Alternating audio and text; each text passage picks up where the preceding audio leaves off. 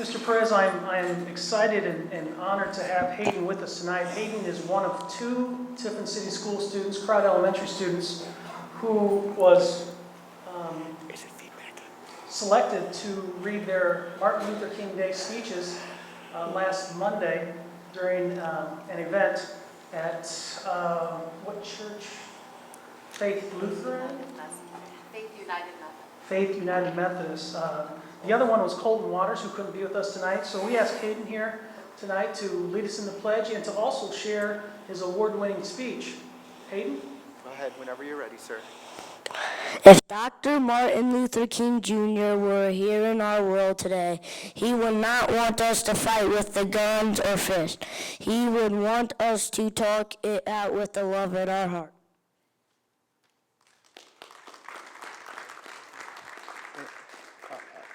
I had the pleasure of seeing him present this the first time with the other award winners from Tiffin. There were several from Calvert as well, correct?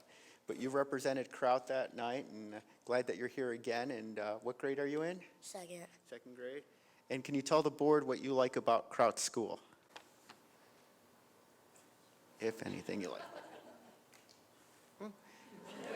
Did you like writing the essay? Yes? Okay. Do you like talking in front of people like this? Sometimes. Well, you're really brave, and so we thank you for coming tonight and for your words of wisdom. Thank you. We also want to recognize Colton and Hayden's teacher, Mrs. Stephanie Brickner. Mrs. Brickner has participated in this contest for the past several years and always puts out winners for this contest. So we want to thank her for her dedication to this great cause. So thank you, Mrs. Brickner, for being here as well tonight.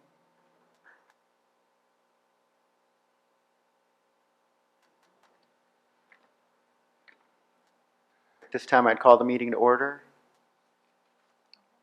Dr. Gase? Here. Dr. McBride? Here. Mr. Widman? Here. Dr. Hoyda? Here. Mr. Perez? Here. May I have a motion to adopt the agenda? So moved.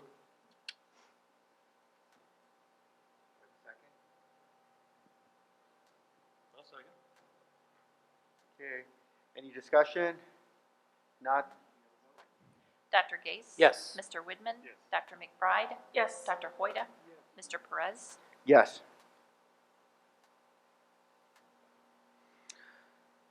Mr. Perez, it's my honor and privilege to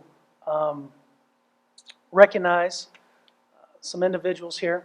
As many people know, January is considered Board Appreciation Month, School Board Appreciation Month, and we certainly want to thank each and every one of you for your dedication and service at Tiffin City Schools. In front of you and behind you, you see many thank yous and tokens of appreciation from the students across the district.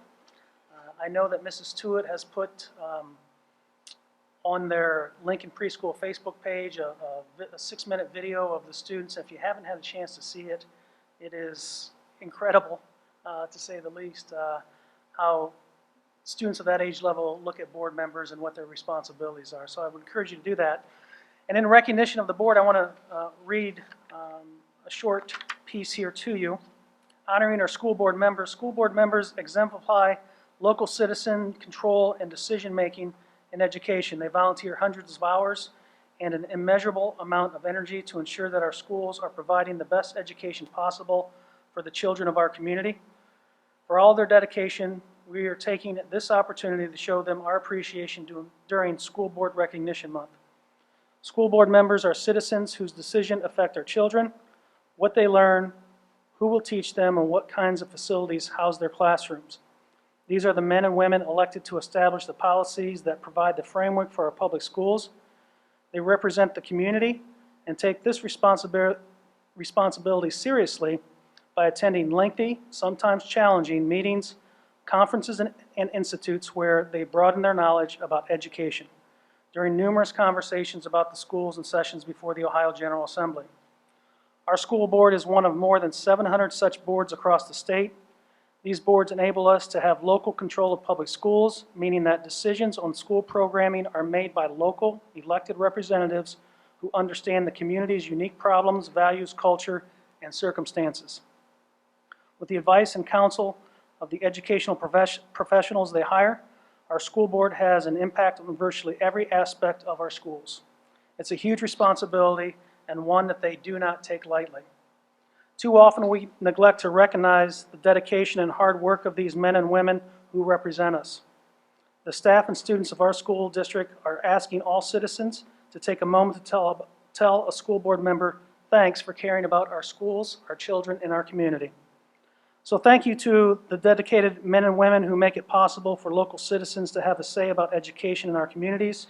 We salute public servants of the Tiffin City School District whose dedication and civic responsibility make local control of public schools in our community possible. We applaud them for their vision and voice to help shape a better tomorrow. Thank you, each and every one of you. Appreciate all you do for our community and our students.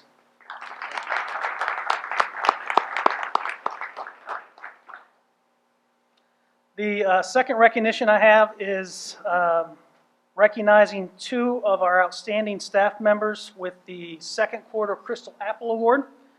Mr. Perez, if you would please grab the awards and head to the podium.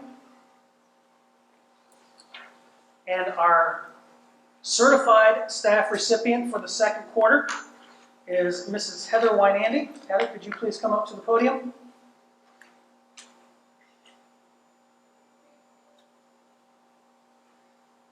Heather is a proud Tiffin Columbian alumni.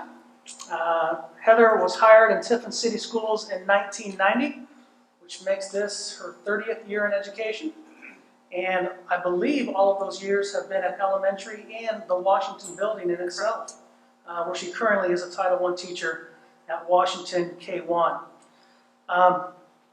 In the area of excellence in the area of teaching, this is what they have to say about Heather. Heather is a multi-modality teacher. Her lesson consists of using various methods with Orton-Gillingham, visuals, manipulatives, movement, and creative methods such as plays. At one time, to improve her students' vocabulary skills, she would use picture cards with them as they walked to her session. In the area of commitment, Heather spends many hours at home and work comprising lessons for her groups, creating data spreadsheets for all the teachers, putting together packets of books for her students, and teachers ordering new books and organizing them. She does online seminars to keep up to date on her testing material. In the area of leadership, Heather is one of the staples of the Washington staff. In the past, she has covered for the principal when they left the building, organized student and parent activities such as Moms and Muffins. She is active in the TEA where she organizes and conducts back-to-school breakfasts. The teachers rely on her expertise and experience for guidance on a daily basis. In the area of student-centered, Heather strives to find the specific reading level of each student and determines how their path to improvement. She keeps updated, detailed spreadsheets on all students. Heather tries various ways to motivate students to learn and keep trying to do their best by providing incentives. And in the area of outstanding accomplishments, Heather has taken ownership of all the students at Washington in regards to their reading abilities and tries to ensure each student will have future success and enjoy reading as they grow older. Heather, thank you for all you do. Congratulations. We're very proud of you. Okay. I would like to say a few words if I could. I will keep it short though. But thank you so much for this honor. I'd like to thank my colleagues and my family for their support throughout my many years of teaching. My father, who was a principal at Tiffin City Schools for many years, often said it was the teachers and people that surrounded him that made him look like a shining star. And I believe that can be said for me as well.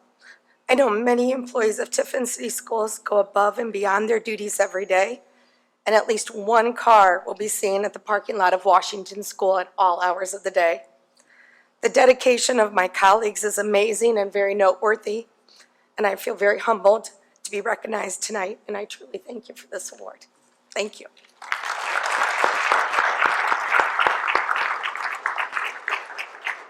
We certainly want to thank Heather's nominator, who was Beth Margroff, a staff member with us. and a staple at Washington as well. So thank you, Beth. We appreciate that. The second recipient for the classified side of the Crystal Apple is Mr. Dan Sherman. Dan, would you please come forward?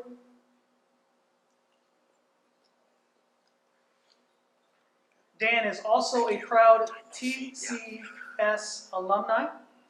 He also joined the TC staff in 1990 as a food truck driver, and then in 1998 was moved into a custodial position and has served in that position ever since, mostly at the old middle school, East Junior High, and the new middle school. So we thank you for that. Mr. Sherman was nominated by Mrs. Karen Lucius. In the area of teamwork, this is what Karen says about Dan. Dan adapts to everyone and anyone's schedule or scheduled events to accommodate students and or staff. He will do whatever is necessary for the middle school, even when it infringes on his personal time. In the area of commitment, the middle school is beautiful and secure because of Dan's dedication to doing things the right way. His sense of pride is very apparent in all that he does. In the area of leadership, as head custodian, Dan's dedication to a job well done is evident in what he expects of the other custodians in the building. In the area of taking pride in your work, pride in his work is something Dan exhibits every day, and all he does for each staff member and each student in this building. Dan makes the middle school shine, not just because of his hard work, but also because of his great commitment to a job well done. And in the area of outstanding accomplishments, Dan is one of those ordinary people who maybe has never received an award or accomplished a significant event that would give him recognition. But he has all the full appreciation of a staff and student body who know they could not get through a day without his help. And as working with Dan for 10 and a half years here at the middle school, I can attest to the fact that he is 100% dedicated to making sure that this middle school is in tip-top shape each and every day. The long hours that he puts in, especially over the winter months, coming in to make sure that the sidewalks are clear and ice is taken care of, is more than commendable. Dan, we're very proud of you. Congratulations. Thanks for all you do for Tiffin City Schools. Congratulations.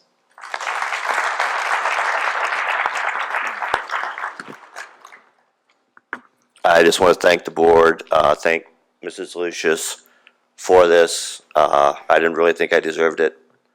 I come to work, do what I'm supposed to do, and that's enough. It's a paycheck, so I don't need awards. I don't need to pat on the back, but thank you very much.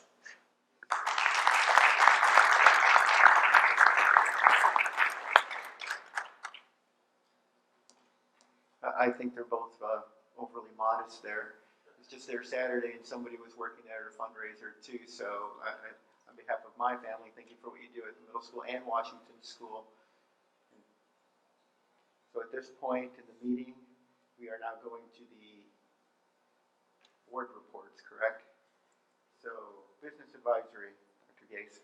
The Business Advisory Council met Thursday, January 6th at the McMullen Room at University Hospital, and we had an excellent turnout. The committee was filled every seat in the room. We have primarily talked about the Career Job Expo for this year to be held on March 20th. There are currently 40 businesses registered, and they will go out. Second invitation will go out, and we're going to be difference this year. The students will be prepped by the guidance department and Ms. Stacy Basinger, educating teachers and the students on the goals and the purpose of the day. It'll involve all the high school students. It'll be open to other high schools as well. There will be also space in the cafeteria that will be where students can go and complete applications. There'll be an adult there to help supervise, and we'll have an in-demand jobs booth as well. There'll be gift cards for correctly filled out applications, and there will be flyers going out to other schools this next week. Other things in the future, we're looking at lunch visits of businesses. We're looking at business tours during In-Demand Job Week, which is, I believe, the first week in May. And we're going to do emails and parent newsletters to the business. We'll be prepared to go out to them. And it'll also be, you can be connected through Facebook as well. That was most of the meeting the next meeting will be February 20th at 8 a.m. in the Tiffin Mercy McMullen Room. Thank you, Dr. Gase. Then I'll report on the Finance Committee. We did meet on Tuesday. Basically, the forecast is where I think the treasurer put it in, anticipated it. The big issue that came up at our meeting was a discussion in terms of what purposes our committees serve. And I think it's caused me to think in terms of going back to last year, maybe some of these committees need to be reformed or just explore if we can use them better, because we do have members that want to serve, but I think they want to feel like they're actually participating more fully in terms of what we do. That's all I have. So, is that, I mean, the members of the Finance Committee? The volunteer, the community members. Okay. So, they don't believe they're contributing? Is that your... No, they just want to know what their role is in terms Oh. of, like, because I think, do they review or do they just provide supervisory? Some committees are more active than others. For example, program committee is very active in like reviewing policy, suggesting things. Business advisory is completely different. I mean, they are super active, but they control their own. And then finance, I think we review and provide oversight. But the question is, you know, does that committee get to review finances or expenditures, or do they just provide oversight? Is that a fair statement? So. It's interesting because I was thinking coming into the meeting that I was going to bring up the topic of those on Facebook and others who question the finances, how the district's run. And I was just going to suggest that some of those people maybe consider coming to the meeting, Well, where their input could be actually listened to. and I think Dr. Gacy bring up a good point. I mean, we always could use additional community members. The meetings are public, they're open. And if the dates, I believe, are on our website. If not, they can get a hold of me, and I'd enjoy for anyone to come by. If they have questions, we can go over that. They can help us go over the check register, the expenses, to show people that we do watch what we're doing here. Well, I'll tell you, one thing in particular is maybe an explanation for deficit spending. You know, if it shows that we yearly deficit spending, is that a bad thing? And how, if it is, how bad a thing is that? Can you say a few words about that, Sharon? Deficit spending is when expenditures exceed revenues in any single fiscal year. We have not been in deficit spending for the last at least 3 years, probably more than that. But we are projecting it for the future years. The primary reason for that is that revenue is held frozen by the state at this time. As far as state funding goes, that's promised by the legislators. They do a biennial budget, and in this last budget, they froze funding. So we are receiving the same amount of state funding, which provides more than 50% of our revenue each year. So that's been frozen at fiscal year 2019 levels, but we know that our expenditures are going to increase due to inflation, due to salary increases that have already been negotiated. So we are projecting deficit spending. We have not been in it in the past. So just for the community's sake, what type of condition would that, when would we be in the deficit as opposed to deficit spending? When would we actually project? So a cash deficit would be when we have a negative cash balance, which we're not predicting that through the 5-year forecast, which ends in 2024. We are projecting a positive cash balance, even though we may be in deficit spending because we're spending more than we're bringing in just a single year. So could you explain why we have that much projected out and it would take that long? I mean, I want the public to know. Okay, so historically, over the last 3 years and even more than that, the state was providing substantial increases. So we were able to reserve that money because we were receiving more than we were spending. So we built up our bank balance, basically. But now that the state has frozen that funding, we're going to start using that excess that we have built up. So could you explain also that how that excess has actually caused a detriment to our bond issue?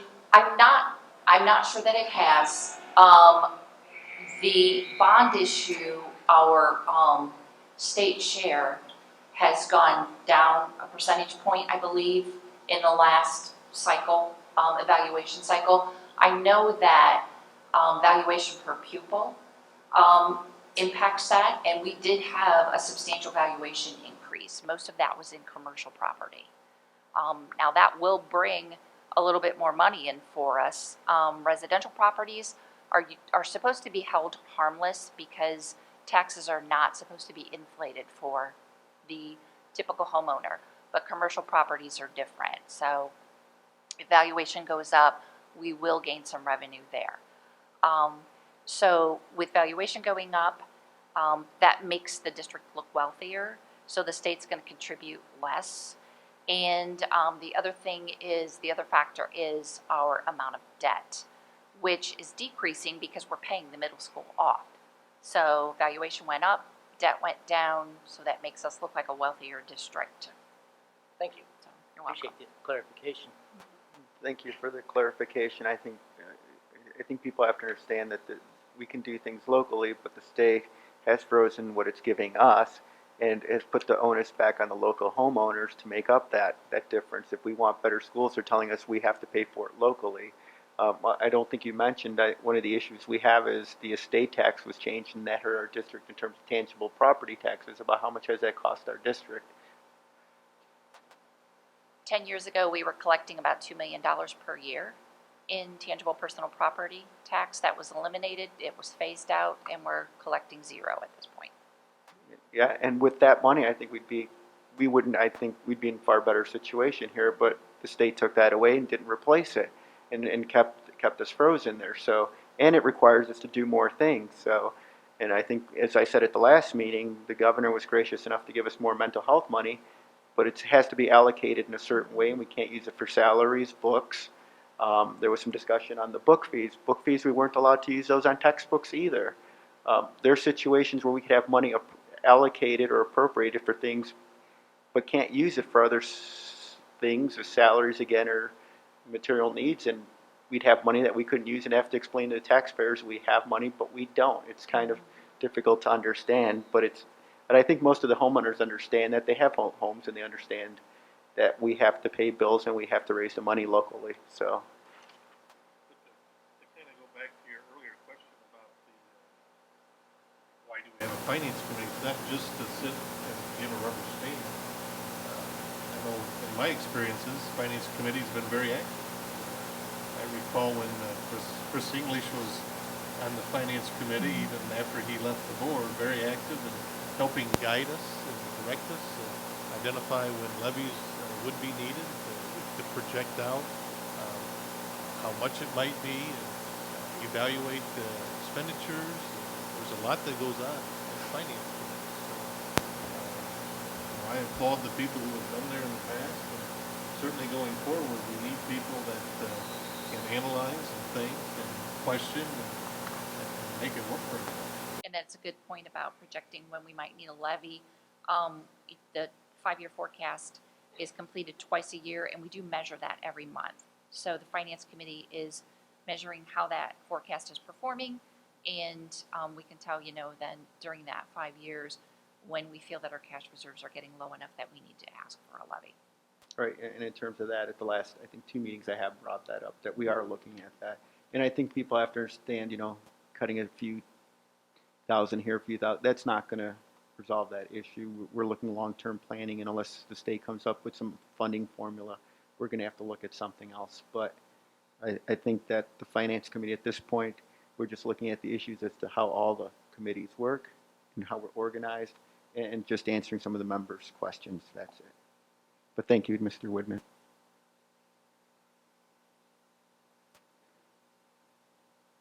Program Committee? I'll give the report, as Dr. McBride had another engagement. The program committee met on Wednesday, January 15th at the Administration Building, first floor, and most of the meeting centered around the career readiness seal information, which has recently been revealed. And Mr. Trissler gave the report. The state of Ohio will require 2 seals for graduation, one of which must be a state-recognized seal.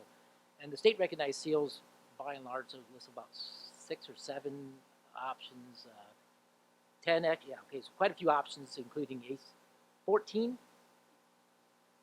Anybody else? Yeah, 14. Yeah, so there were a lot of options, and basically traditional options. You're enrolled in military, your ACT scores, graduation requirements. But the bottom line is that you only need one of those.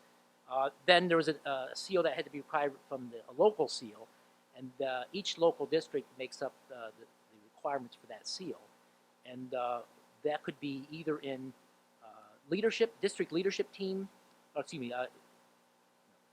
it's under fine arts.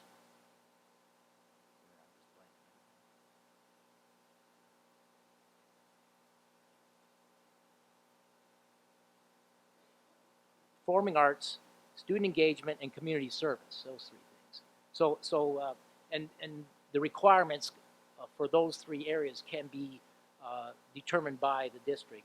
I believe 120 hours with community service was one thing over 4 years. Involvement in performing arts, I think 2 credits or a half credit. Then there was also student engagement involved in sports and leadership roles there. So we're sort of fleshing out that right now as to what we would think be appropriate. It did come up in terms of the performing arts seal that if you wanted to obtain that, could you use community performing arts as opposed to just Tiffin City Schools productions? And there was some discussion regarding that. It also brought to mind then the possibility of renewing the fall play, which is something that would then provide another opportunity for performing arts. I don't believe the final numbers have been made on that yet. Actually, it's on the agenda for approval tonight. Okay. It's one of your exhibits. Did we get the final Yeah. number of hours? Okay.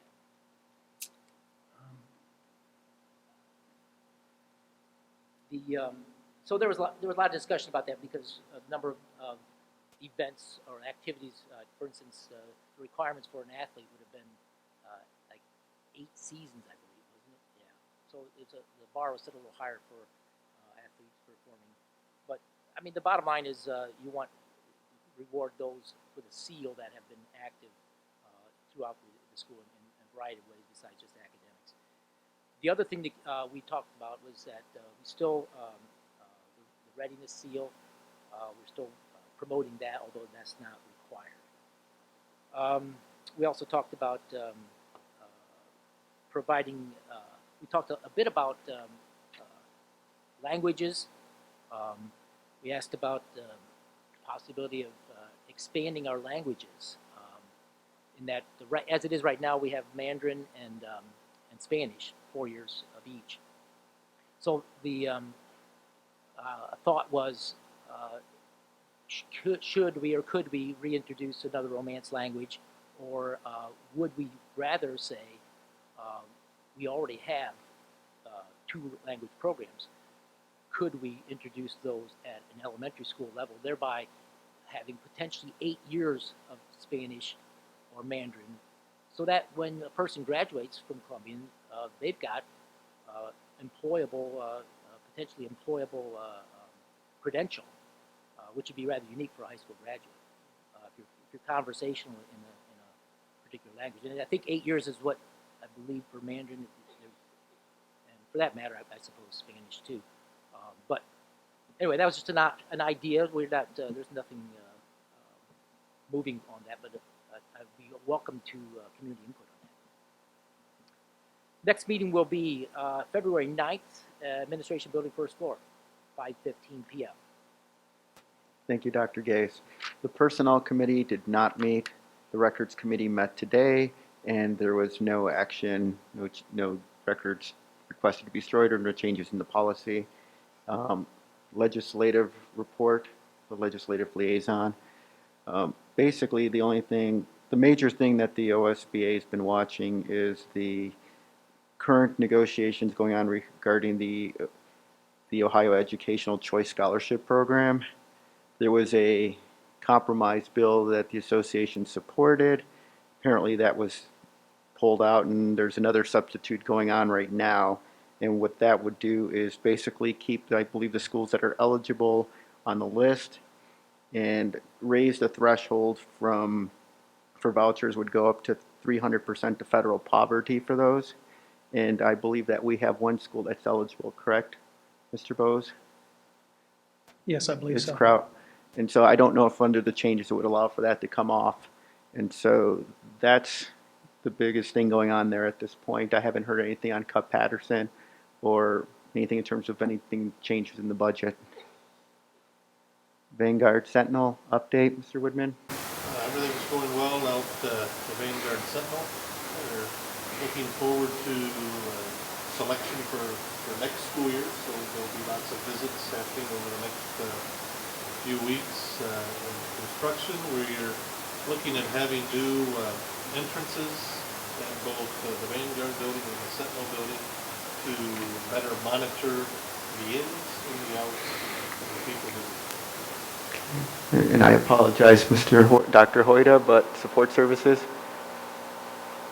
I was just going to wait until the student representative. Go ahead. Okay, the support services, we met on Friday, January 17th at the administration building. Our guest was Officer Doug Skornica and Trudy Margroff. Trudy gave the report on food service, and December 2019 report reflected the Columbian lunch count was up. We also had a discussion concerning the lunch balances and an explanation of the automatic calling system, which reminds the parents when they have a low or negative balance. We were also told about the success of the Domino Pizza Day held in mid-January, and according to Trudy, Kraut had 271 slices served, the middle school 370, Noble 240, and Washington 271. So the kids had their fill of pizza. Tim was talking about the technology department. We're going to have a couple cameras installed outside the administration building to view the parking lot and the front entrance. Many of our streaming systems have been turned off due to the conflict of our rating systems and our in-house filtering system. My note says 30 Chromebooks. I had 35, but were purchased for the middle school. A 75-inch clear touch screen was being installed in the middle school media center. Safe Arrival Launch, which monitors absences, was launched yesterday. I hope it went well. And then transportation, Randy would like the board to approve Ohio Schools Council cooperative resolution to advertise and receive bus bids. We're recording 2 again. With the Ella Street construction project out here, which is the small bridge in 2022, the large bridge 2023, we're going to need to stagger our start times at the schools between 45 minutes and an hour. So the starting and ending times of our schools will change that year. And currently that's going to affect there's around 200 children on the west side of the bridge that the bridge closure will affect, since we won't allow them to walk through the river. What else did I miss? Talked about a new maintenance truck with a snowplow. Hopefully we won't need that this year. And Dan, our Crystal Apple Award winner, is probably going to get some new lawnmowers to try out for down here. We'll see if he can make those work well. Garmin Miller is preparing a spec concerning the stadium step project, that dilapidated set of concrete steps coming down from the ticket booth. We're going to replace that whole area properly. And then also with some state safety money, we're going to install some cameras in elementary building hallways. Our next meeting is Friday, February 14th, 2020. If you can leave your Valentine long enough, we'd love to have you join us. Thank you, Dr. Hoyda. Dr. Gase, if you can give a report on the pre-K 6 task force. The pre-K 6 task force met week ago, 2 weeks ago, Thursday, in preparation for the presentation, which was delivered to the staff. It would be a week ago, last Wednesday afternoon. I believe this was the second presentation to the staff, and so it was a bit more refined, and I believe it went pretty well. It was good responses. I've had some questions from the staff regarding the bond issue and the school project. We're still refining it, the presentation. I'll be giving a presentation to the Seneca Business Council next Tuesday night, and then we'll be giving our first public presentation in February 9th? Tomorrow night. Oh, it's tomorrow night. Noble. Tomorrow night. At Noble, yeah. Yeah, doors open at 6:30. 6:30, doors open, and 7 o'clock 7 o'clock presentation. Yeah, and I believe some of us will be there to answer questions, correct? I'll be Or there, yeah. I'll be there as well, and so. Thank you, Dr. Gase. And do we have any reports from the student representatives? We do, Mr. Perez. Both Emma and McKenna are at musical rehearsal tonight, and they couldn't be with us. But I do have a report. I believe this is from McKenna, and she has several items to share. On January 18th, the TCHS band and choir students attended solo and ensembles at Marion High School. TC Choir entered a total of 43 events, 26 of which received the highest rating of superior, while 17 earned the next highest rating of excellent. TC Band entered a total of 21 events, 15 received superior, while 6 received excellent. So very proud of our band and choir programs and a good showing.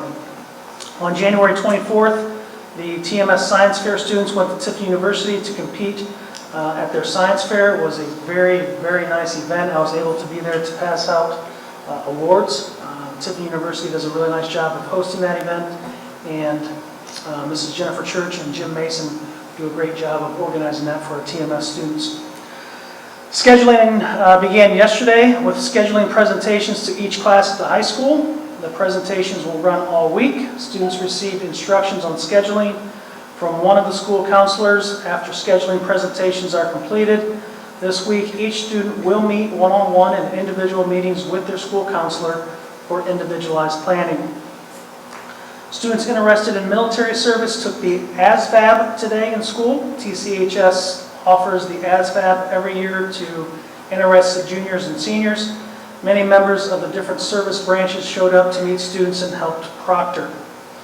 The academic wall is installed and looks great in the main lobby. It adds to our school spirit and is a way to celebrate academic accomplishments like we celebrate athletic accomplishments.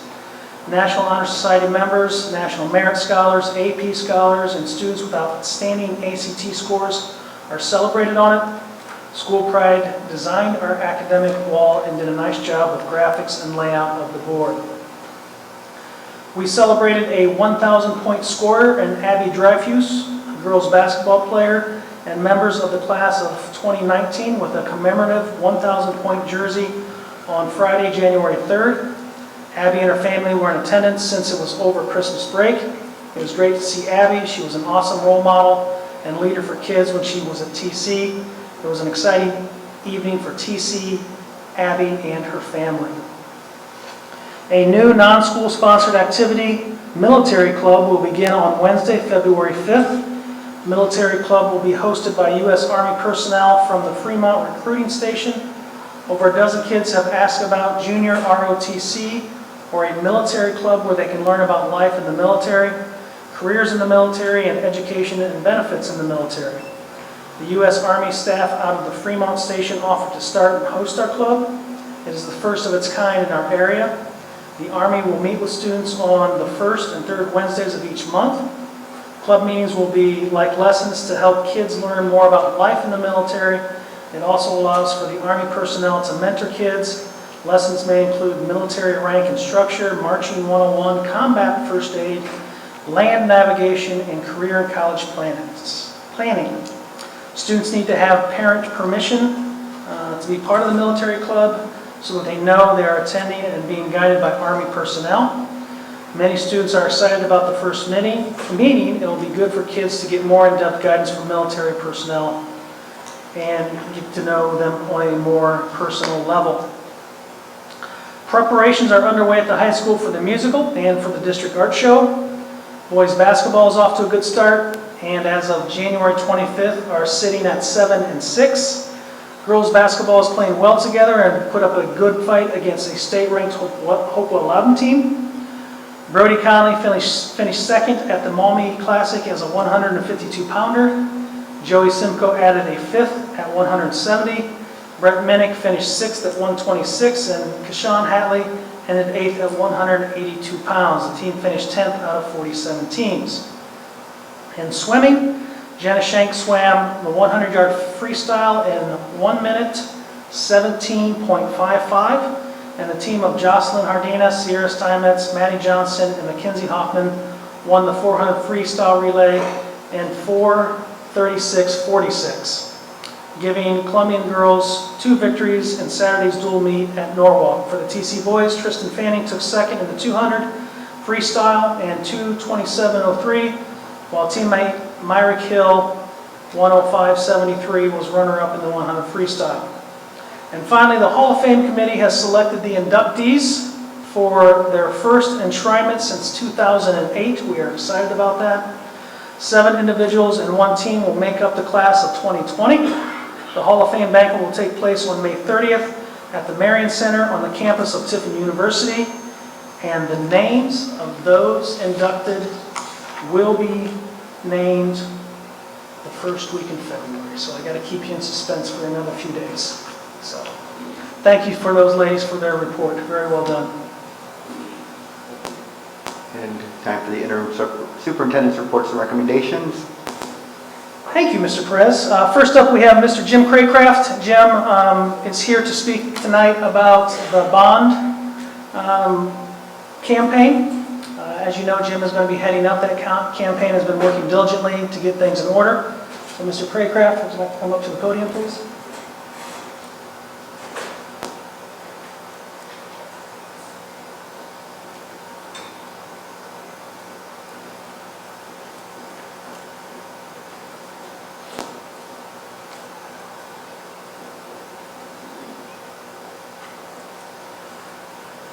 Thank you. I'd like to give a short update of what's going on.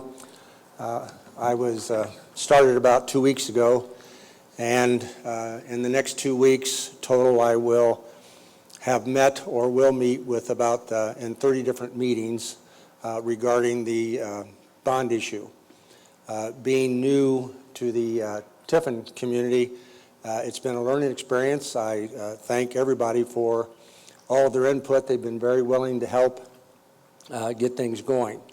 The thing I wanted just to submit here is I've been working quite a bit of time on developing the facts for what the bond issue is about. I have been involved in several issues in my 28 years of being a superintendent, and my process is to deal with the facts of the bond campaign. My belief is that if people know the facts of the campaign, they're more likely to support it. And I think I have some evidence of that in my background to show that.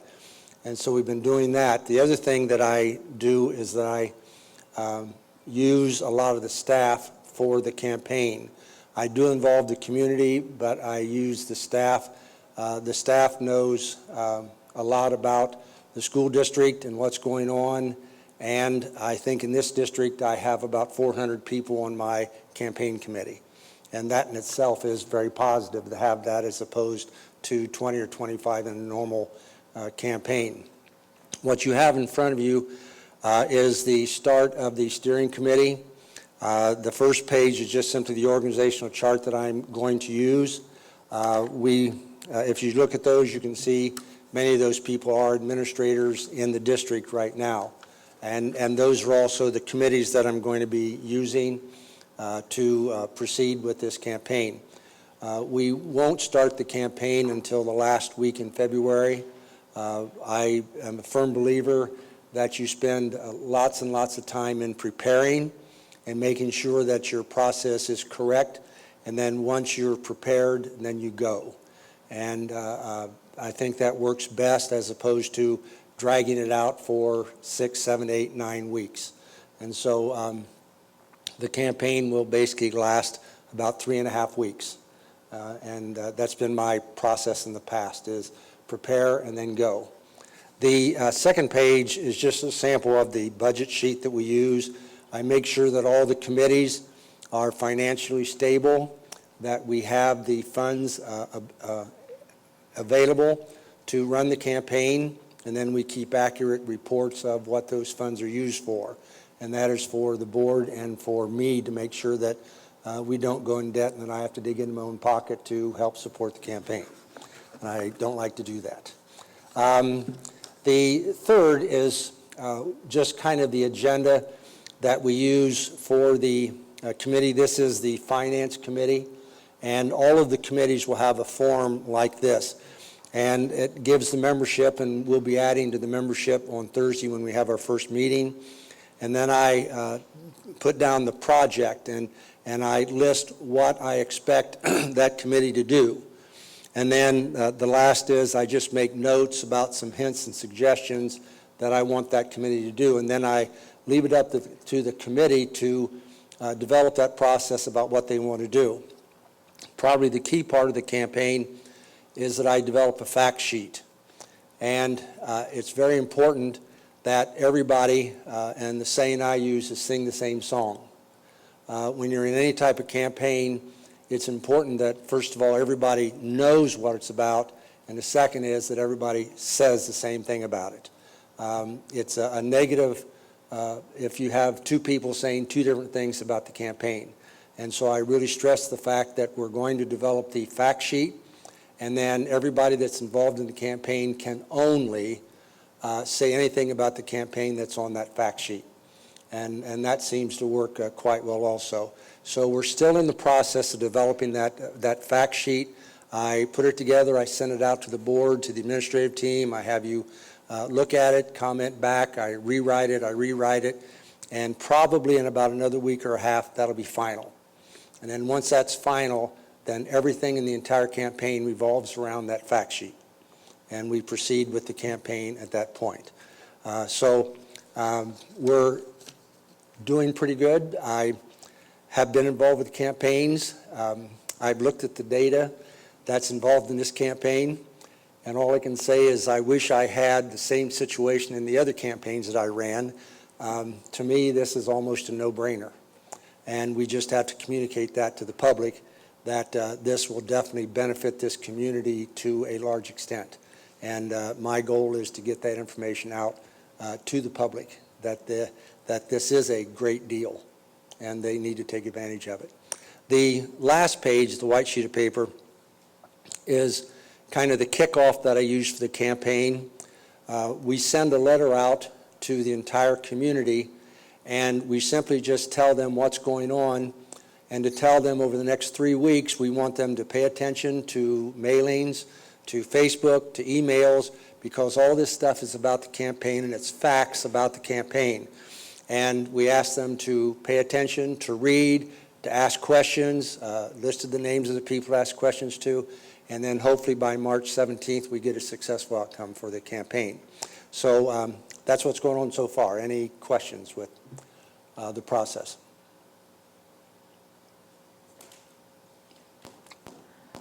Thank you, Mr. Sorry, it's me. How has it gone within the community and within the schools of assessing the culture and the feeling around the ballot issue? I have been in Tiffin before, drive through Tiffin, going to the lakes. My son lived here, and in talking to people, you get a sense, and I drive around and get a sense, you have a pretty nice community. And I really sense that they support schools. And I firmly believe that if you have a community that supports schools and they have the facts, they will support any issue you want to put up. And I really feel good about this community. I've as you've seen from my resume, I've been in a few. And wasn't sure what would happen when it came into this district, but feel pretty good about it. I think you've got a lot of good things going on here, and you need to tell everybody about it. you should be very proud of what you got.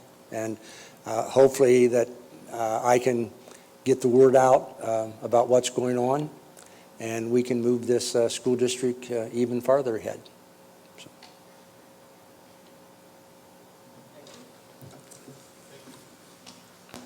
Thank you, Mr. Craycraft. Next up, we have our Director of Teaching and Learning, Jen Losey. Jen, back in the fall, started breaking down the local report card and presented in October and November different components of the local report card. And we want to start back up here with the progress indicator. Yes. Before we get started, first of all, I wanted to thank the board for your service to our community and to our schools, as it is Board Appreciation Month. And I wanted to remind parents that we have a parent meeting for 8th grade parents this Thursday at 6:30. At that meeting, they will be able to learn about career explorations through Sentinel and also the graduate pathways to success through Tiffin University. Postcards went out for that about 2 weeks ago, and there's a phone call reminder that will be going out tomorrow. So hope to see lots of parents here on Thursday. So progress, when you're looking at progress, specifically what it's looking for is it's looking at very closely at how students are growing over time. And it's specifically looking at their past performance. So when you're talking about progress, what they're really looking at is the value added factor, which comes into play when you're looking at students' test results from 4th grade to 8th grade, and then also at the high school level when you're looking at ELA and mathematics. So when it comes to the component of progress, in order to get that grade, 55% of that comes from our students in regards to all student performance. Then it breaks it down. Our gifted students account for 15% of that. Students with disabilities is another 15%. And then students whose academic performance is the lowest 20% of the state standards is another 15. In case you're wondering, yes, you could potentially have a student who would hit all 4 categories based upon their standing. So when you're looking at progress, there's a couple of things that you need to keep in mind. Obviously, not all students start at the same place in their learning.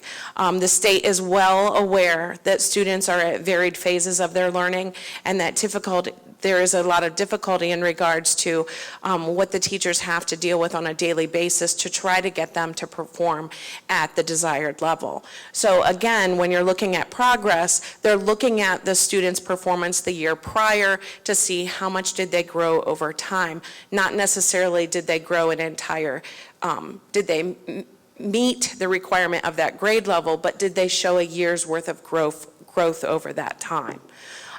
Every student obviously should learn and grow throughout the year.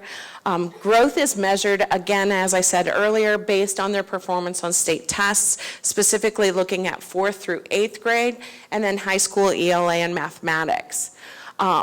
Grades in regards to this, an A means a group of students makes more than the expected progress over time. A C means that a group of students makes the expected progress. And a D or an F is the result of a group of students that is making less than expected progress. So I think it's very interesting. Oftentimes, parents or even teachers feel that a C is a failing grade, but in the state's eyes, they're seeing that if a student is making expected progress, they see that as a C versus those that are exceeding it are earning an A. So when we look at Tiffin City Schools and looking at the district progress, our overall progress grade is a C. Our strengths rely heavily upon our work that we do with our gifted population. We earned an A in that particular category. Our overall scores with all of our students, we earned a C. Our lowest 20% we earned a C. And then our students with disabilities, we've talked about this several times in regards to this is an area of weakness for us. This is definitely an area that we are trying to explore in every single building, in all of our professional development opportunities, and trying to find ways to work with our students. And again, I want to stress, when we talk about our students with disabilities, this is not a job where we're pointing out our teachers who are working with them, our special education, our intervention specialists, or our LI teachers are doing something wrong, or that inherently something is wrong with our students. What it is that we need to circle around all of these students and realize that it is our job across the district, whether we're an administrator, a general education teacher, or a board member, to support those students at whatever level they are and try to help them to be successful. So again, we are not saying that our students in special education are failing. However, we have work to do so that we do not fail them as a result of our local report card.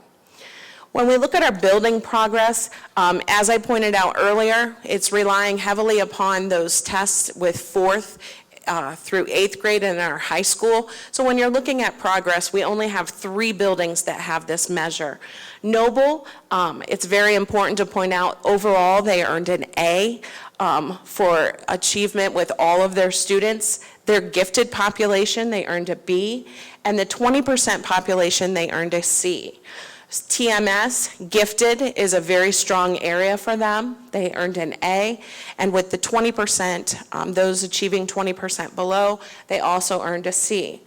Tiffin Columbian High School this year earned an overall, with all of their students, they got a B, and gifted, they did very well, and they also earned an A. When it says overall, please understand that is not the building's overall grade, that's just the overall category for their students. Each building has various grades, and what I really want to point out and recognize is Noble Elementary. Noble is being recognized as a high progress school of honor. In order to be considered a high progress school of honor, you have to meet certain criteria, and here's the criteria that helped Noble to become honored in this particular category. They have shown gains in student performance over a 5-year period of time. They have earned a B or higher in progress over the last 3 years, and they have earned an A in gap closing. One of those measures is an exceptional accomplishment, but to get all 3 of those measures is outstanding. And while I want to celebrate Noble teachers for the work that they do to make this happen, we would be remiss if we didn't think about our preschool programs, our Washington programs, and our Kraut programs that are feeding into the success of those programs. So when we're looking at progress, we have areas obviously that we need to work on, but we do have some areas of strength within our district, thanks in part to all of the work of the teachers and everyone's efforts. Components for the grade card, we have covered achievement, and today I talked about progress. Coming next in the coming months, we have graduation rate, gap closing, improving at-risk K through 3 readers, and the prepared for success component. As you can see, we've talked about the 2 components that weigh heavily upon the report card, that achievement being that 20% and progress being the other 20%. Do you have any questions? At the risk of stealing your thunder with gap closure, could on the recognition slide you had with Noble, is that gap closure from within 1 year? When they're looking at gap closing, they've talked about changing the formula a little bit. Presently, what it does is it's looking over a 3-year period of time. So they're looking at how are they doing with those students and how are the tests measuring. And it also takes into account some of those value-added factors. So 3 years of time from successive classes, or a 3-year period from one class through 3 years? It actually looks at the individual students, and so when you have students who move in and out of district, it kind of messes with the numbers a little bit, and so there's a lot of mathematical things that go into that factor. Good question. Yep. Anything else? Okay, thank you for your time. Thank you, Mrs. Losey. Next, I want to call Dan Hartzell, our athletic director, up to the podium. If you recall, I had forwarded, and part of the update, board update, a calamity day policy that Mr. Hartzell had come up with. We didn't formally have a policy. It was just understood and agreed upon on days of that nature through the administration and the athletic directors and coaches as to what to do. So we thought it'd be a good idea to have something concrete that we can all abide by. And I asked Mr. Hartzell to be here to kind of go through that and then answer any questions you may have. Mr. Hartzell. One of the things, first and foremost, after following Jen and the great job that she does with our students, I want our board to remember, as well as everyone to remember, that the athletic department doesn't view our people, our personnel on our teams. They are students first, athletes second. So this decision to come up with a athletic policy on calamity days does not say athletics prioritized over academics. It is just dealing with Mother Nature and everything that she deals with us. One of the reasons that we want to come up with this is that majority of the times we make a decision early in the morning to cancel school, and then through the great work that our county and state employees do, sometimes the roads are generally clear for our student athletes to either, one, travel to their events, or two, to get practice in. So we just wanted to make sure that we had something, as Mr. Bose said, set in concrete so it's not passed down from administration to administration, that this is what this administration wants to do or what this athletic director wants to do. We want something set in stone. So the proposal is basically that in the event of a calamity day where school is canceled, all middle school activities will be canceled for that day. They're not driving, and we don't want to put them in a position where they have to travel. The other one the part two would be that no decisions will be made prior to noon. All the decisions will be made with the discretion of the superintendent, the athletic director, as well as the director of operations, and with the help of the transportation department. We had a situation here this past weekend, 2 weekends ago, where the weather was pretty bad. And I will say that Mr. Daniels, Mr. Conger, and myself, I thought we did a really good job of communicating that through. We had various teams out on the road, north, south, I think east, and a little bit west. And I thought we worked through it really well to make sure that our students, and not only our students, but our drivers and our coaches were going to be safe as well. So that was very well welcomed. The other part would be that to keep in mind is that the high school practices would not be mandatory. So if parents or students felt that their son or daughter didn't need to be on the road that night, it will not be held against that student athlete. That's been conveyed to our coaches. Any day that school has been canceled or the weather looks like it's going to make a turn for the worse, and they've been very receptive to that. The other part is the decision, like I said, decisions will be made at noon. With practices, it'll be the discretion of myself, the superintendent, and everyone else involved. If there's a level 1 on the schedule of an away contest, doesn't matter the sport, we'll make a determination to play based off of the route, the distance, the upcoming weather forecast, and then all activities scheduled when there is a level 2 declared, that they will automatically be canceled. Then the decisions on playing or canceling home contests will be determined, if we're hosting, will be determined with the assistance of the schools that are traveling to us and their determination whether or not their student athletes are safe to get on the road and travel, as well as us to make sure that our home facilities are cleared for our spectators and everything. So I just wanted to make sure that we had something concrete. The first and I think only school cancellation day we canceled early, 5:45-ish, 6:15-ish, and by 10 a.m. it was perfectly clear. So I just want to make sure that, we don't want to cheat our kids out of a day of practice, and I know most of their parents are probably like them out of the house anyways if they're there for a full day. So that's all I have. And another example of inclement weather that creates some issues athletic-wise is fog. Obviously there's days where we have closed because of fog, and by late morning, early afternoon, it's clear, and coaches are wondering, what do we do during those days? So this will set things in place so that we're all on the same page. Any questions for Mr. Hartzell? The only comment is, thank you very much. I did get text after the wrestling match, the weather the night before, but it's nice to be able to respond that they're actually working on a policy, and it may not be perfect, but that's why we trust you guys to make those decisions to make sure they're safe. Yeah, and fog is kind of different out here, so I think the parents just want to know what the policy is so that I can plan around it and know that you guys are keeping my kids safe. One comment I have is we also look at when we're going to travel into a contest, we will not travel through a level 2 county. Correct. Yeah. Correct, yep. Yep, and then like I said earlier, the first dealing with the weather where we had anticipated, you know, the severe weather was coming. We didn't get granted we didn't get as much as we had planned, but it was nice to know that at 5 a.m., Mr. Daniels, Mr. Conger, and myself were out making sure that if it wasn't safe for us, it definitely wasn't going to be safe for our student athletes. And that is, as you hit on it, Mr. Perez, that is our first and foremost responsibility, is our safety of our student athletes. So. Thank you, Mr. Hartzell. You're welcome. Next, I have Mr. Beeston as we continue to celebrate our different buildings. Tonight we have Kraut, and Mr. Beeston is going to share the happenings at Kraut 2-3.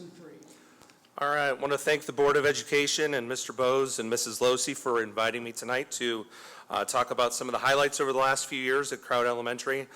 We have so many great things that are going on at Kraut that it's hard to really narrow it down. I could talk about our staff and I could talk about our students for hours, but tonight I won't. I will keep it short, and I've narrowed it down to just a couple of things that I think are important focuses for our building. Number one is literacy, and number two is behavior. We've made really great progress in both those areas in my time at Kraut, which has been 5 years. 5 years ago, the results of the spring Ohio ELA test that would have been the spring of 2016 showed that 53% of Kraut students met the level of proficient or above. The state average at that time was 54% of the students in the state were meeting proficient status. So since then, there's been a lot of initiatives that our teachers have participated in. They've demonstrated, obviously, there was a need. Our districts demonstrated that there's a need, that we need to work on increasing literacy skills.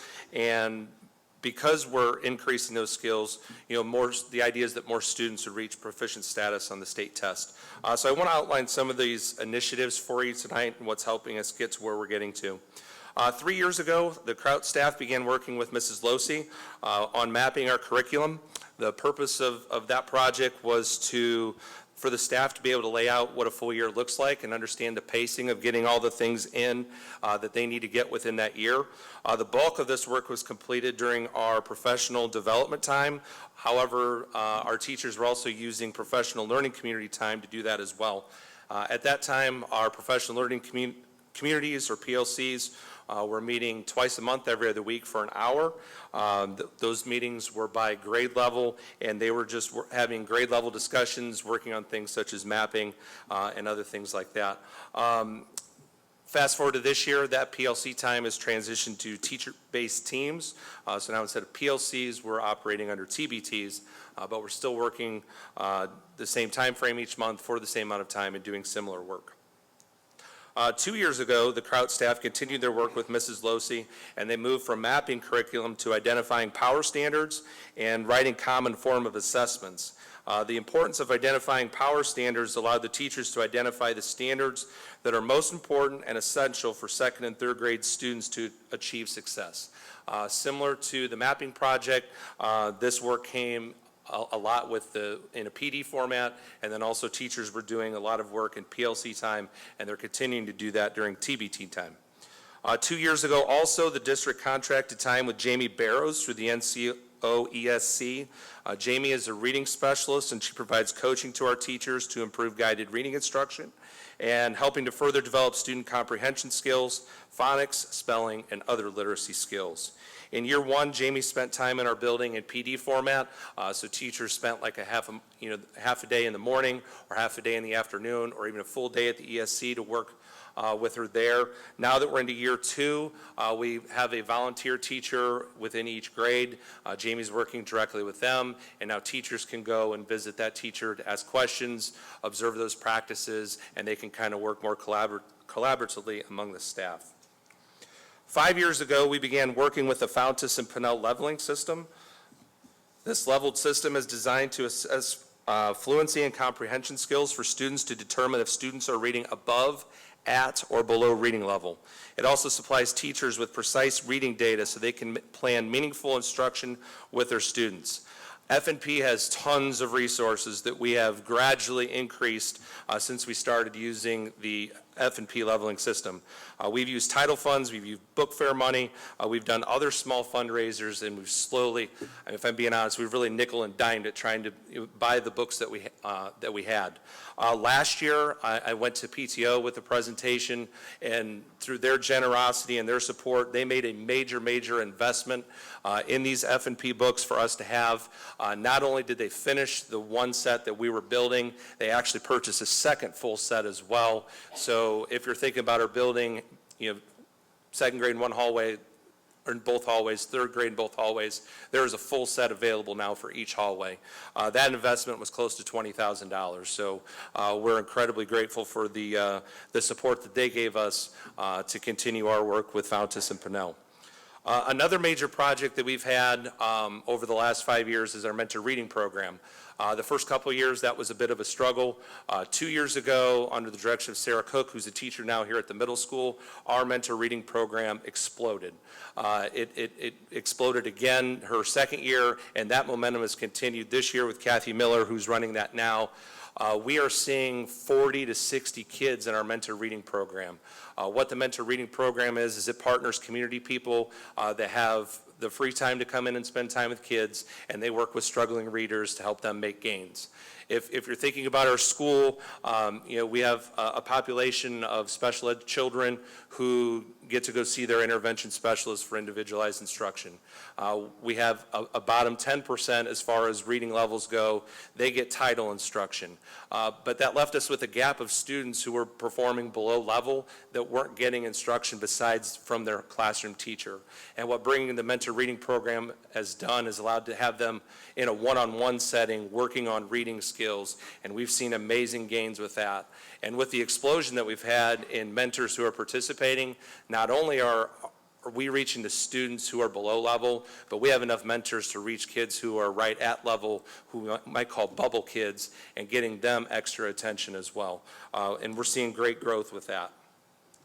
We put a lot of focus on students' ability to read, and rightfully so. However, also important is the students' ability to write.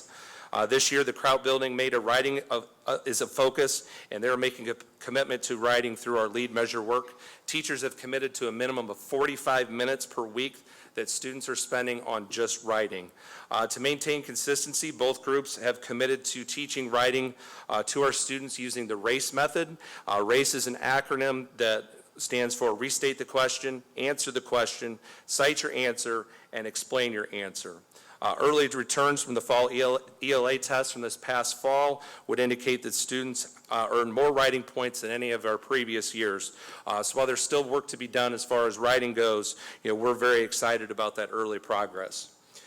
Increasing student literacy provided every student with the most basic tool to succeed. However, the state grades our schools based off performance on our state tests, not their F&P scores. I mentioned that 5 years ago, 53% of our students tested proficient on the English Language Arts test with a state average of 54%. We have increased that number of our students at proficient level every year since.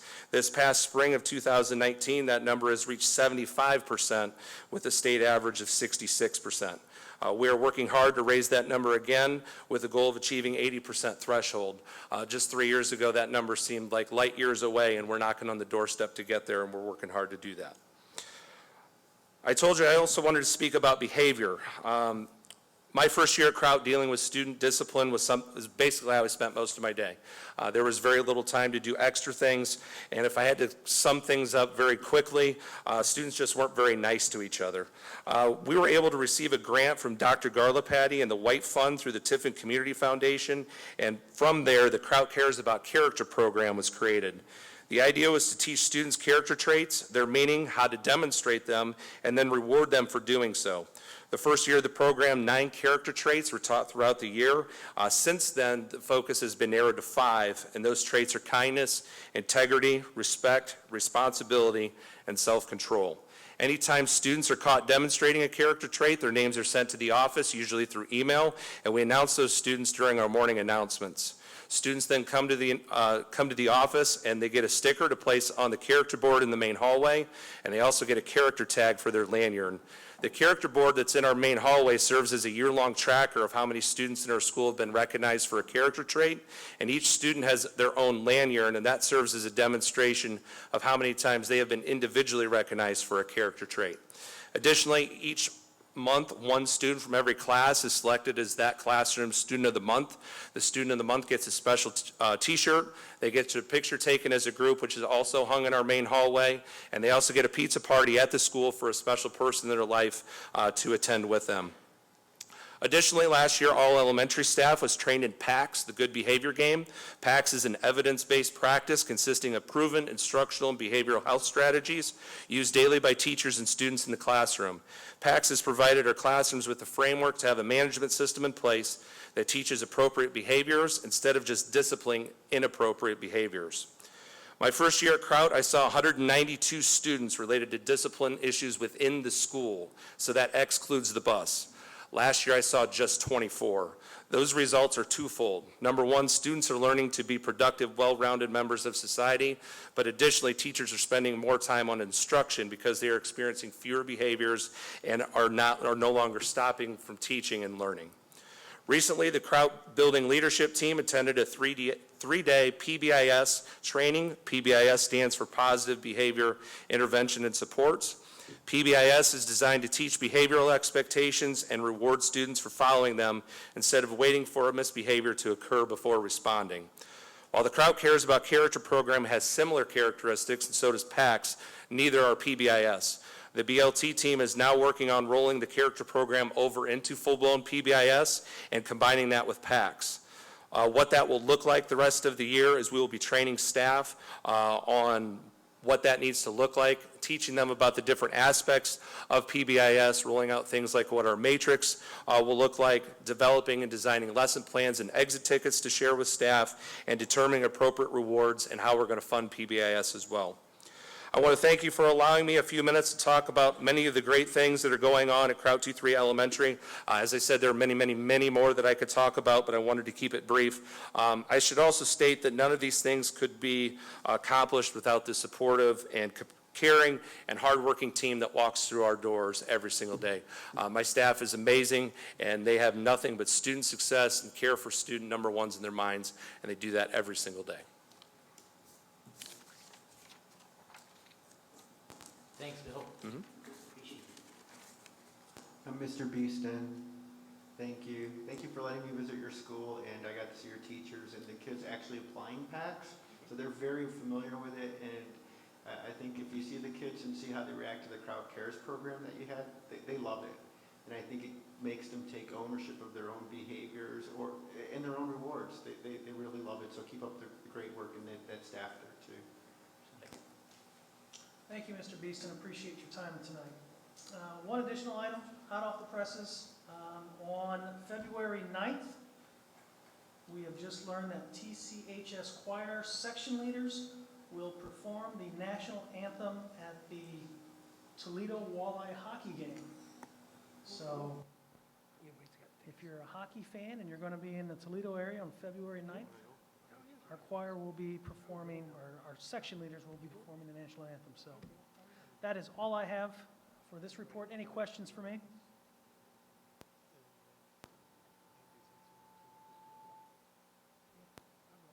Director of Operations. Yes, I'd like to update the board that I'll be attending an active shooter exercise at Calvert on February 8th, which is a Saturday. It's in conjunction with Tiffin University, the Tiffin Police Department, the Tiffin Fire Department, Jeff Holbrook of Hopewell Loudon, Jeremy Marinas of Calvert, and then me representing Tiffin City Schools. It's going to be a good exercise for learning experience for everybody involved.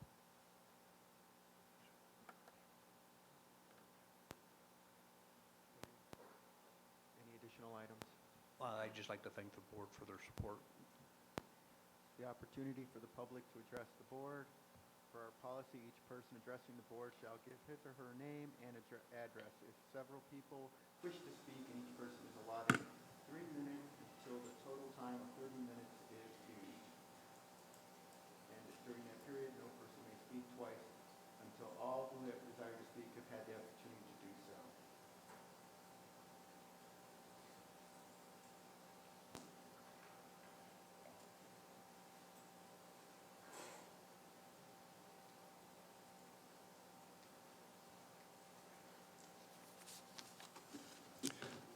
Good evening. My name is Mark Stover, and I live at 1955 East County Road 36, Tiffin. First of all, I want to say good job to Hayden for leading the pledge, and great job to Heather and Dan for what they do. I know they're not here right now, though. I'd like to thank the board for allowing myself and the public the opportunity to address ourselves before the board. I would also like to thank Sharon Perry and Victor Perez for sharing their time with me to help solve some questions that I needed to have answered. Also, a special thanks for the 2 student representatives on the board. They're not here tonight, but just want to thank McKenna Kidwell and Emma Feld for giving of your time and talent to represent the student body. I personally want to thank and commend Emma for stepping up and speaking out on a very controversial subject at the December board meeting. It took courage. You did well, and I hope it sparks others to do the same. I'd like to thank the board members for representing and serving our community and our school. My hope and prayer is that the decisions you make will come with a lot of thought, prayer, godly wisdom, and common sense. I am not here tonight to bring forth a negative attitude. I am also not going to present a positive, everything is great attitude. I'm here tonight to try to present things in a realistic, common sense approach, something that is often lacking in our society. I'm also not here tonight to focus our attention on the superintendent issue. I encourage the board and hope you make the right decision. There is more to a person than appearing to be a rock star. That is the outward appearance. Even more important is the inward appearance. We need a leader who our current and future students and the rest of us can emulate, both inwardly and outwardly. If it comes to hiring a new superintendent, please use sound judgment and common sense when drawing up a contract. The current contract with Mr. Barber is extremely generous with not only his salary, but also all the extra benefits and perks, especially considering the size of our school district. What I'd like to address tonight is the school building levy. Unless something changes, according to the Advertiser Tribune, the tax-paying landlords with property in the Tiffin City School District will be asked to vote on a $5.52 million bond issue on March 17th that, if approved, would generate $44.2 million for a projected cost to estimate $100 million. The bond length will be 38 years. At the board December meeting, former board member Dean Henry said it is by far the largest bond levy issue for this district and the largest in recent memory in this county. Mr. Perez spoke that what we are planning to do is still very much in flux, so much so that there are members of the board that are not even sure what the final project looks like. He also said he is deeply concerned that we will need an operating levy by the year 2022-23. A $100 million project, that's not chicken feed. Since this summer, and even since early fall, plans on the buildings have been dramatically changed. At the December board meeting, the board was split 3-2 in favor of putting this on the levy March 17th. Recently, on January 8th, the board approved the hiring of an educational consultant who was employed by NCOESC and under the contract with Tiffin City Schools at a total estimated daily rate of $529, not to exceed 112 days, and a total cost not to exceed $59,310. It stated this person is to assist and consult with the district and Mr. Bowes. According to the headline on the front page of this past weekend edition of the Advertiser Tribune, this person is spending some time on the bond issue, so we are paying a decent amount of money for that. This is a bond issue that Dean Henry referred to in the December board meeting when he said, and I'll quote this, "My concern, and it is a concern that is greater now than when I brought this matter up several days ago, and that is this project, this bond issue, is not going to get adopted by the public in March." Victor Perez conveyed basically the same sentiment. That is the same opinion I have gotten from most of the public that have shared their opinions with me. Pushing this so fast may not be the correct course to take. This may not be the best example, but it does show you how bad things can go when projects are pushed along too fast, and this should be fresh in people's minds. Boeing Corporation, a nearly $200 billion company, made executive decisions to push the production of their 737 MAX jet to try to catch up to their competitor, Airbus. Unfortunately, and very tragically, 2 MAXs crashed and many lives were lost. Since then, many people have lost their jobs, airlines have canceled flights, and many people lost financially. All in all, it created havoc in the airline industry, all due to rushing a project through, not being realistic and using common sense, and not being open-minded and having great communication. I beg the board to take the opposite approach of Boeing. Be realistic, use common sense, be open-minded, and have great communication. Additionally, I would like to suggest that when you visit schools for comparison, that we get the opportunity to look at not only a brand new school, but also a school that is 15 to 20 years old that was designed and built by the same engineering and architectural firm you are hiring.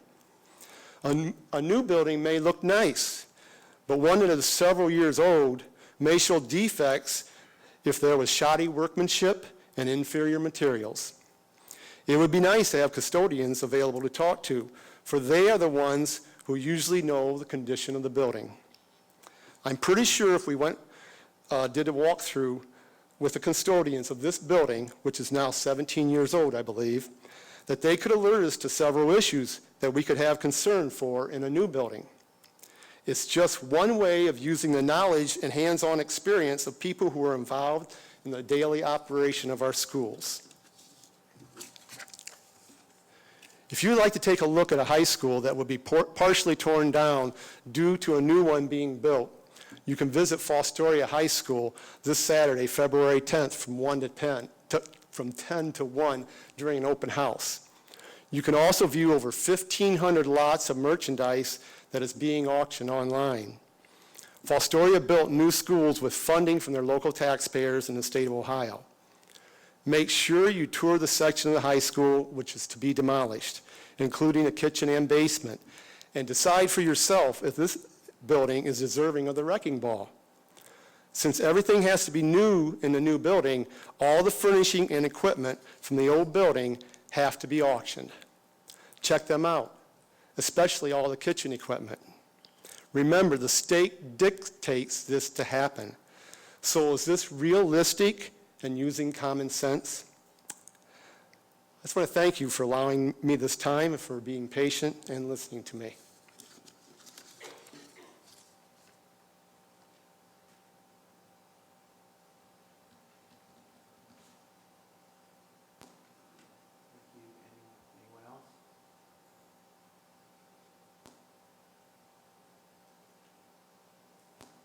Then we'll move to the consent agenda portion of the meeting.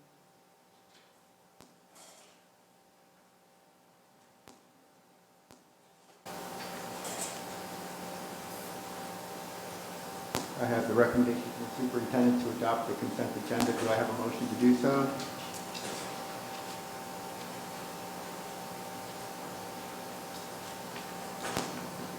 So moved. Do you have a second? Second. Any discussion? Not the, Typically, we do. 8:01, approve the minutes from December, January board meetings. 8:02, approve the treasurer's reports for December. 8:03, employment.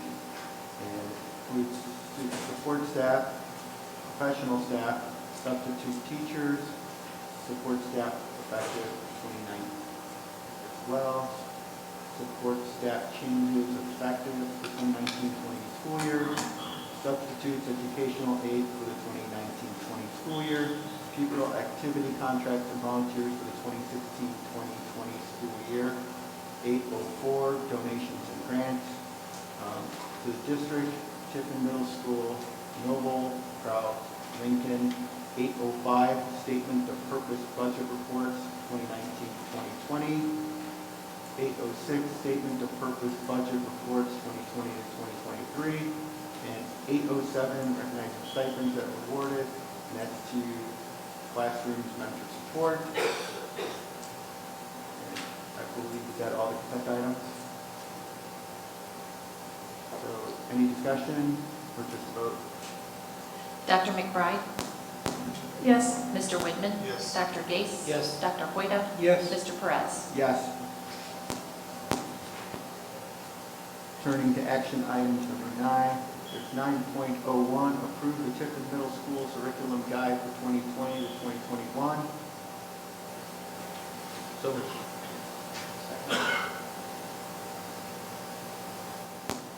Second. Second. Discussion? Vote please. Dr. Gase? Yes. Dr. McBride? Yes. Mr. Whitman? Yes. Dr. Hoyda? Yes. Mr. Perez? Yes. 902, approve College Credit Plus partnership agreement with Owen State Community College for the 2020 to 2021 school year. Do you have a motion? So moved. Motion, Dr. Gase, do I have a second? Second. Dr. Whitman, any discussion? Vote please. Dr. Gase? Yes. Mr. Whitman? Yes. Dr. McBride? Yes. Dr. Hoyda? Yes. Mr. Perez? Yes. 903, approve Wood County Juvenile Detention Center, Juvenile Residential Center of Northwest Ohio agreement. So moved. A second. Second. Any discussion? Vote please. Dr. Gase? Yes. Mr. Whitman? Yes. Dr. McBride? Yes. Dr. Hoyda? Yes. Mr. Perez? I would abstain. 904, approve Ohio Schools Council Cooperative Resolution. Have a motion? So moved. A second? McBride, any discussion? Vote please. Dr. Gase? Yes. Dr. McBride? Yes. Mr. Whitman? Yes. Dr. Hoyda? Yes. Mr. Perez? Yes. 905, appoint designee for public records training. So moved. And do I have a second?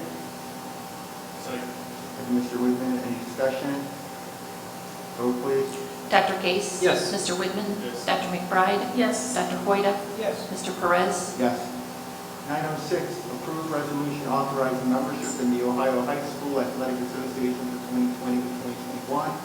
So moved. Second. Right, any discussion? Vote please. Dr. Gase? Yes. Dr. McBride? Yes. Mr. Whitman? Yes. Dr. Hoyda? Yes. Mr. Perez? Yes. 907, approve the Renaissance Accelerated Reader Star Early Literacy Star Math and Star Reading Agreement. Motion. So moved. Second. Second, Mr. Whitman, any discussion? Vote please. Dr. Gase? Yes. Mr. Whitman? Yes. Dr. McBride? Yes. Dr. Hoyda? Yes. Mr. Perez? Yes. 908 is approve athletics policy for the Calamity Days. I believe that was discussed earlier. Have a motion? So moved. Second. Any discussion? Vote please. Dr. Gase? Yes. Dr. McBride? Yes. Mr. Whitman? Yes. Dr. Hoyda? Yes. Mr. Perez? Yes. 909, approve Tiffin City Schools locally approved diploma seals. So moved. Do I have a second? Second. Mrs. McBride, discussion? Yeah, I was just curious, there's going to be some flux in this determination of what qualifies, I know there's some discretion about what will be allowed in terms of community service. Is everything in there right now subject to some change depending on committees? Yeah, based on what we talked about a program, I think there's some things that, we talked about the Ritz Theater and the Ritz Performers and how that would play in. So I think there's some latitude on what that community service may look like. So it's quite possible that within a student's 4-year tenure, it could change? Yes. Okay. Yes. With the seals, one of the pieces was when they could start earning the credit for that, and it talks about the June of them entering into high school. What about for those who enter high school or start taking high school classes early? Can they start accruing that earlier? No. And that's not a local position, that's a state position. They have to get that. And so the answer to that question was no, correct? Any other discussion? Okay, vote please. Dr. Gase? Yes. Dr. McBride? Yes. Mr. Whitman? Yes. Dr. Hoyda? Yes. Mr. Perez? Yes. Approve the Old Fort Local School District Agreement. So moved. Second. Any discussion? Vote please. Dr. Gase? Yes. Mr. Whitman? Yes. Dr. McBride? Yes. Dr. Hoyda? Yes. Mr. Perez? Yes. Item 10, opportunity for the public to dialogue with the board. I'd like to thank Dr. Gates at this point. One of the things he did last year was schedule a day in which all the board members basically visited the Columbian High School and sat in on several classes to gauge and to converse with the students to see what they thought of the school or just to share their information. And so I picked that as a topic today. I learned a lot, but I'd like to hear what you guys learned that day. Well, I think to some extent, it was born by Emma Feld's discussion about our superintendent. And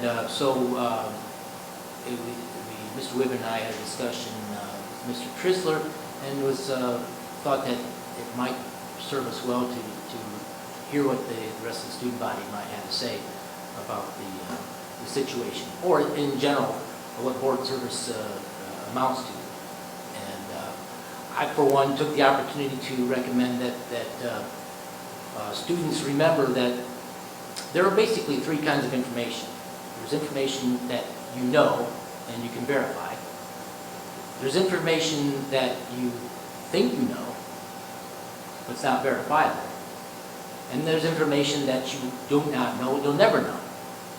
So it's very important to know that when you are outside looking in to a decision-making process, you're not privy to all those pieces of information.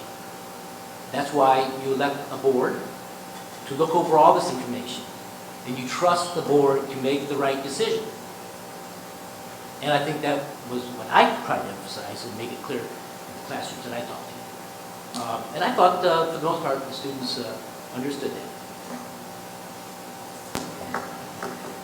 I also enjoyed the day, and I'm appreciative of it. I did a lot more of a listening session approach, and I answer questions about the process of running for a public office and what it looks like, but then I just listened a lot.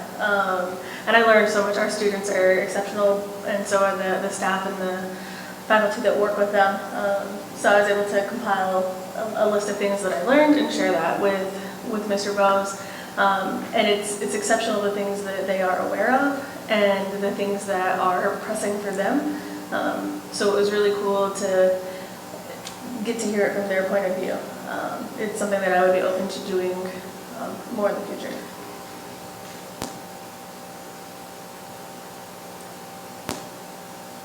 I really enjoyed the day. I got to do 3 classes, and the first one was Ms. McBride.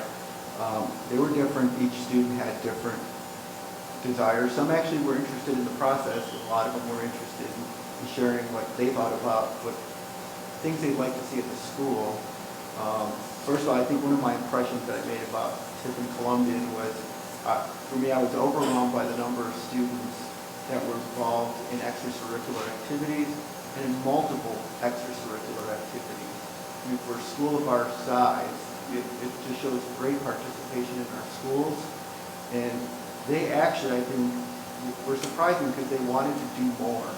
I think at the high school, they wanted us to change the day to mirror more what they had at Tiffin Middle School so that they could take more classes.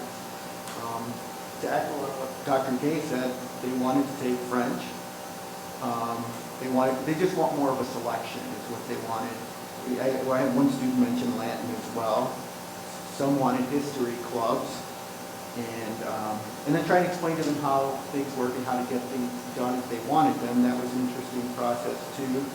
And as Dr. Gay said, we also explained what the board does and what citizens do in effect in holding the boards accountable for what they want. They didn't really recommend a lot of technical changes for their schools, except they did mention some things with one of the bathrooms up there that I'll share with the staff as well. Some of them were interested in driver's ed being offered as part of the high school curriculum. And there were a bunch of swimmers who wished that they got to the pool earlier so that they can go home and practice or do homework because they stay out late. And again, it was them telling us that they want to do more. And I think that's what they want out of the board. Is they want us to give them as many opportunities as they can have at our school. They're very familiar with the equipment we have, the different sports, the different clubs. There were a couple of theater students that gave me a tour of the theater to show me the floors, the lighting, the changing areas, how they have to handle certain situations. And again, I'm impressed with the way we adapt to what we have here. And I think it goes to what this district does. We do the best with what we have. You know, we don't have some of the things that other districts have, but these kids, they'll do it. And so I was very impressed with the students, the caliber of the students. And they had several who said they wanted to share their opinions with this government, and eventually they'll do it, and we talk to them on how to do that. So again, I would thank them for taking their time and telling us what they thought. And in terms of what's been going on in terms of the school issues, they were more interested, I think, in the day-to-day that they're dealing with. And I think they trust the board to do what is supposed to be done.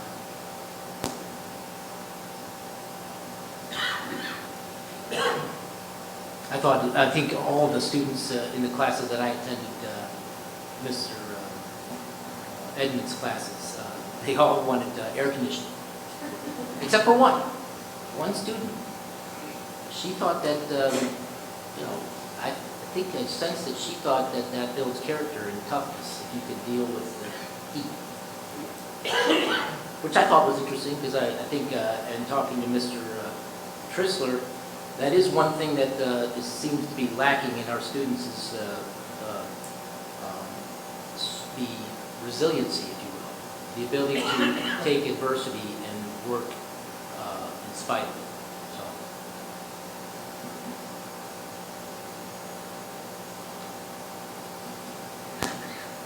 If there's no more discussion, then at this point, then I would entertain a motion to go into executive session.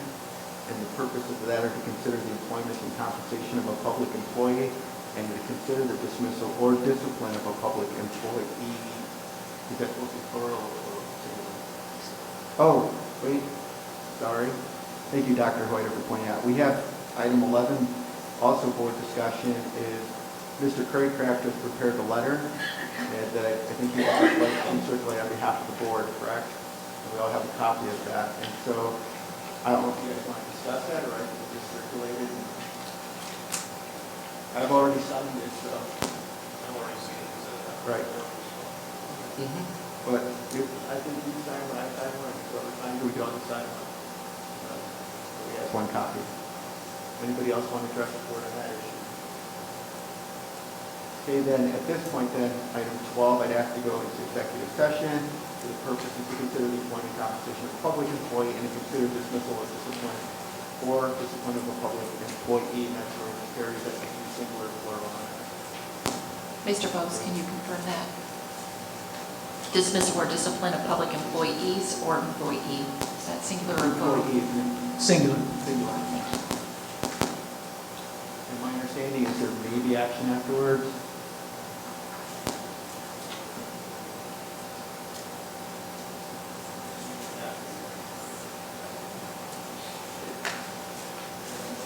So moved.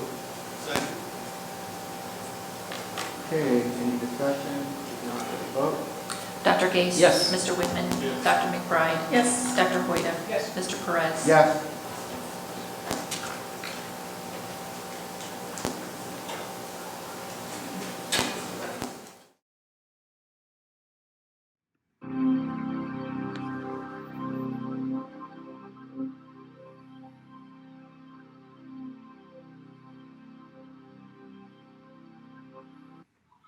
What's your name? Zoe. What does it take to be a good board member? To play through with their friends and make letters. Make letters? Do they need to spell their name? C-O-E. That's your name. What about the board members? I-T-T-T. Oh, okay. Can you tell them thank you? Thank you. They do a lot of work for us. How about blow them a kiss? Thanks, Zoe. Hi, what's your name? Crosby. Crosby, do you know what a board member does? Like a board member for the Board of Education? Do you know what they do? I don't know. You don't know? Does it sound like a big job, though? Yes. Yeah. So, do you have any advice on how to be a good board member? Yes. Okay, tell me. Sitting at the car be good. Okay, that is really good. Is there anything else they should know how to do? Raising hands. Raise their hand. Okay. Anything else? And not being mean. Oh, that sounds wonderful. You are such a good PAX leader. Anything else you want to say to our board members? Nope. Can you tell them thank you? Thank you. Thank you. What's your name? Emma. Hi, Emma. Can you say thank you to our board members? Thank you. What's your name? Sophia. Sophia. Hey, can you tell me about your Uncle Bob? How much do you love him? Yeah. Do you know he works with some board members? Can you tell me, what does a board member do? I don't know. Does it sound important? Yeah. Yeah. What should a good board member do? Tell me what a good board member should do. What should they all know? Good. I think so too. Should they smile a lot? Yeah. And be nice to their friends? Uh-huh. All right. Say bye, Uncle Bob. Bye, Uncle Bob. What's your name? Hudson. Hudson. Hudson, your mom and dad both work for Tiffin City Schools, don't they? Yeah. They're both teachers. Yeah. Do you know anybody that's a board member of the Board of Education for Tiffin? My cousin Maddie. Oh, Because she can draw everything that she does, but when she does, I draw it away. Okay, so do you know what a board member does? What's their job? To write. Okay, and do you have any advice for them? Like, what would make the best board member? Do you have any advice? Thank you for all that they do. Thank you. Bye, Hudson. Hi, Lily. Lily, do you know what a board member does? No. Do you want to take a guess? Yes. What do you think they do? Make people splinters. Make people what? Splinters. Oh, take out splinters for people? Well, one of them is the doctor. That's pretty good. Don't get so close. Lily, do you have any advice on how to be a good board member? All right, tell me what. People don't get splinters, but I get it. Board member splinters. Got it. Can you tell them thank you for all they do for us? Thank you. All right, thanks, Lily. Hello there. What's your name? Olivia. Olivia. Do you know any board members? Yeah. All right, tell me. Miss Maggie is the best board. Miss Megan's come to see you, hasn't she? She's been here, and she's a teacher for Miss Smith. Hey, listen. Listen. Who do the board members work with? Hey. Well, they hire our aides, but they work with the superintendent. Do you know who our superintendent is right now? Uncle Bob. It is. Any messages for Uncle Bob and the board? Horses are the best. Horses are the best. Awesome. Can you tell them thank you for everything they do? Thank you for everything All right, say bye-bye. Weston. Weston. Do you know anybody who is a teacher? Yes. Who? Miss Smith and Miss Disco. Yeah, what about the lady that you live with at your house? Amber. Who is that? My mom. She's a teacher, right? Well, this is Board Member Recognition Month. So all the board members, we tell them thank you for all the work that they do. Can you tell me what a board member does? Do you know? No. Do you have any advice for them? No. Any words that you want to share with them? No. Can you tell them thank you? Thank you. Thank you, Dr. Gase. Thank you, Dr. Gay. Thank you, Mr. Perez. Thank you, Mr. West. Thank you, Mr. Widman. Thank you, Mr. Winman. Thank you, Dr. Hoyda. Thank you, Dr. Hoya. And thank you, Dr. McBride. And thank you, Dr. McBride. Yes, awesome. Thank you.